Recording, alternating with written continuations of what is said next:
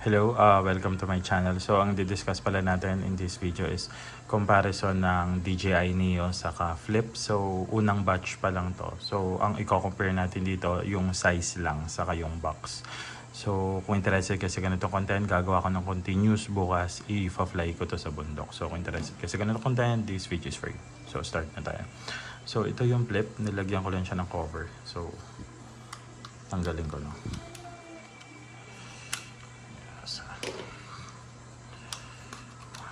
Mas safe siya kapag may cover pala kasi create talaga to para sa mga bumps. Ilang beses na to na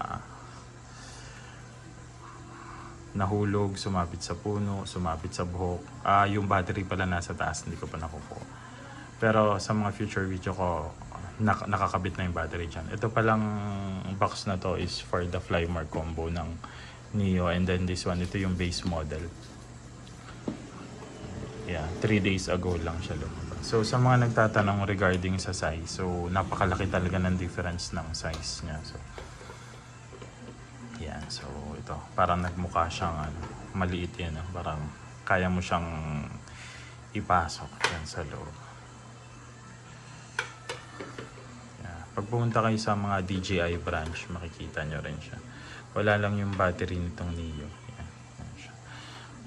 Once na binuksan nyo pala itong propeller, pagbubukas pala nito, yung sa ilalim muna, sa ibaba, and then this one.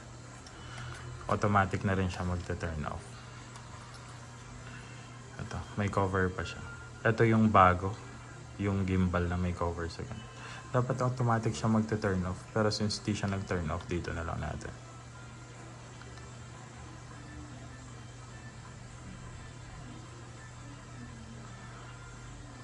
Yeah. So, pag naka-fold siya, so yan. So, mas malaki pa rin. Kapal, mas makapal pa rin.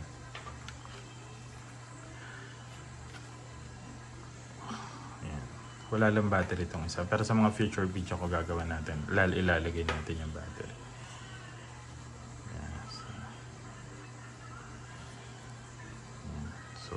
Malaki ba to tignan? Yes, malaki siya kapag naka-fold. Kapag naka-fold, bulky rin malaki. Pagdating sa durability, I think ito, mas okay itong Neo compare dito sa Flip. Pero pagdating kasi sa sensor, saka sa camera, saka sa mga advanced feature, mas lamang tong Flip kasi mas mahal din yung model niya compare dito. Ito kasi nasa 10K lang yung model. Ito less. Pag ililes yung controller na nasa 5 or 6, nasa 17 or 18 yung unit. So 10 versus 18,000 na unit. So mas advanced talaga yung features nito. Saka yung sensor nito almost same ng sa Mini 4 Pro. So, gawan ko rin siya bukas ng paliparin ko siya sa bundok. Yeah.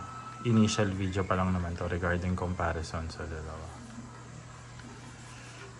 So yan. Malaki talaga.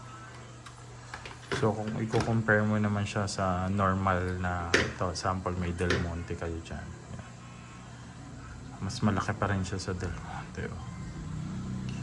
Yung kapal. Ito manipis eh. Ito talaga pwedeng ibulsa.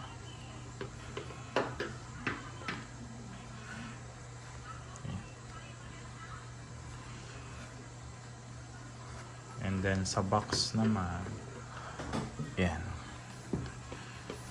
Ito yung controller yung kasama. I-discuss ko rin yan thoroughly sa mga future video.